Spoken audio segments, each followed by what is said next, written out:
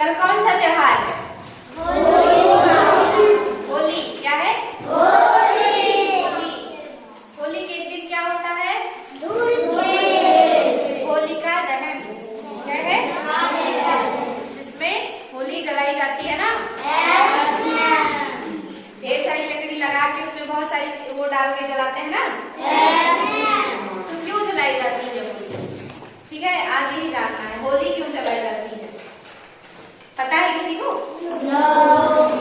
देखो, इसके पीछे एक कहानी है। ठीक है, कहानी बताते हैं तुम लोगों को आज। एक राजा था जो वो एक राक्षस था। क्या था? राक्षस जानते हो? राक्षस कैसे होते हैं? बड़ा बड़ा दांत होता है, भयंकर सा मुंह होता है। हाँ, तो राक्षस था वो एक क्या था? राजा था। ठीक है, तो राक्षस लोग भगवान की पूजा नहीं करते हैं ना। राक्षस लोग जो है भगवान की पूजा नहीं करते हैं, भगवान के विरोधी होते हैं ये लोग। ठीक है, तो उसका नाम था हिरण्यकश्यप। क्या नाम था? हिरण्यकश्यप नाम था उसका। राक्षस जो था वो राजा था और उसका नाम हिरण्यकश्यप था। ठीक है, फिर जब उस राजा के लड़का पैदा हुआ, बेटा पैदा हुआ उसको। ठीक है, राजा को बेटा पैदा हुआ, उसका नाम था प्रहलाद। उसका क्या नाम था? प्रहलाद। और वो जो है बहुत बड़ा भगवान का भक्त था। ठीक है, प्रहलाद जो था वो भगवान का भक्त था, मतलब भगवान की पूजा करता था। ठीक है, भगवान का भजन करता था।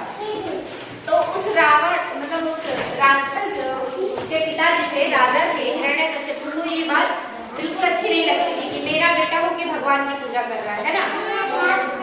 राक्षस की पूजा मतलब राक्षस हो के भगवान की पूजा क्यों कर रहा है, ये उसका मन था कि भगवान का पूजा पाठ न करे, मेरी पूजा करे। तो जब कभी प्रहलाद भगवान की तारीफ करता या भगवान के भजन करता तो हिरण्यकश्यप, जब प्रहलाद भगवान का भजन करता था तो उससे हिरण्यकश्यप पूछता था कि क्या है तुम्हारे भगवान में जो तुम उसकी पूजा करते हो। ठीक है, वो कहता था अपने बेटे से कि मैं ही भगवान हूँ, मेरी ही पूजा करो। ठीक है, भगवान की पूजा न करो। तो लेकिन प्रहलाद को ये बातें बहुत बुरी लगी थी कि पिताजी को ऐसा नहीं कहना चाहिए। ठीक है, तो जब प्रहलाद थोड़े थोड़े बड़े हुए, पढ़ने जाने लगे, तो उसको वही उसी स्कूल में भेजा गया जो उसके पिताजी का स्कूल था, क्योंकि उनके पिताजी राजा थे तो उनका अपना स्कूल था। उस समय गुरुकुल चलता था। ठीक है, तो उनको गुरुकुल में पढ़ने के लिए भेजा गया। तो वहाँ पे जो मास्टर जी थे वो भी उसको यही समझाते थे कि भगवान की पूजा मत किया करो, लेकिन तब भी वो खुद भी करता और अपने जो उसके साथी दोस्त थे उनको भी लेके भगवान का मतलब पूजा करता था। तो एक दिन उसके पिता को पता चला हिरण्यकश्यप को, तो उसने मास्टर जी को बुलाया, बोला कि तुम मेरे बेटे को क्या सिखा रहे हो, भगवान की पूजा करना सिखा रहे हो। तो मास्टर जी ने कहा कि मैंने ऐसा नहीं सिखाया है, वो अपने मन से करता है और अपने दोस्तों से भी करवाता है। तो फिर मतलब मास्टर जी को बहुत उसने डांटा और डांट के उसको भेज दिया वापस। तो बहुत कुछ करने पर भी प्रहलाद नहीं माना। तो एक दिन क्या हुआ कि प्रहलाद को ऊपर पहाड़ी पर से भी नीचे गिराया गया। ठीक है, पहाड़ से चढ़ा के नीचे गिराया गया, तब भी वो नहीं मरा। फिर उसको एक हाथी के सामने डलवा दिया गया। हाथी था, पागल हाथी था, उसको ऐसे पागल हाथी के सामने प्रहलाद को डाल दिया गया कि इसको मार दो, लेकिन फिर भी वो नहीं मरा। प्रहलाद को मारने के लिए बहुत जतन उसके पिता ने किए, क्योंकि वो भगवान की पूजा करता था इसलिए। तो फिर जब इतना करने पर भी प्रहलाद नहीं मरा, तो जो हिरण्यकश्यप था उसकी बहन थी होलिका। उसकी बहन कौन थी? होलिका प्रहलाद की बुआ थी। कौन थी?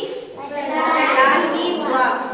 उसको एक वरदान मिला था ब्रह्मा जी से कि मतलब अगर वो आग में बैठती है तो वो मतलब उसको एक विशेष प्रकार की चादर नहीं मिलती कि अगर उसको ओढ़ के वो आग में बैठेगी तो वो जलेगी नहीं। ठीक है, तो उनको बुलाया गया कि मतलब अगर वो चादर ओढ़ के आग में बैठेगी तो वो नहीं जलेगी और प्रहलाद जल जाएगा, ये सोच के उनको बुलाया गया।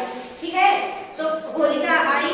होलिका कौन थी? प्रहलाद की बुआ थी, हिरण्यकश्यप की बहन थी। ठीक है, होलिका आई तो प्रहलाद को लेके आग, जैसे आग लकड़ी रखा गया, आग जलाया गया। तो होलिका जो है प्रहलाद अपने गोद में लेके आग में बैठी और वो चादर ओढ़ के भी बैठी, क्योंकि उनको वरदान मिला था कि जब ये चादर ओढ़ के आग में बैठेंगे तो जलेगी नहीं।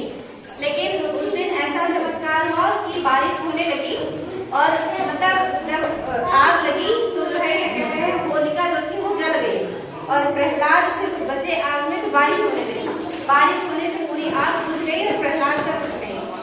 ठीक, तो इसी वजह से हर रोज मतलब हर साल होली का त्योहार जो मनाया जाता है उसके पहले होलिका दहन किया जाता है। ठीक है, इसी का मतलब होता है कि बुराई पे अच्छाई की जीत माना जाता है, क्योंकि प्रहलाद जो थे वो अच्छा काम कर रहे थे ना, भगवान का भजन कर रहे थे, तो वो नहीं जले और उनकी बुआ जो थी वो जल गई। इसीलिए हर साल होली मनाने के पहले एक दिन पहले होलिका दहन किया जाता है, बुराई पर अच्छाई की जीत को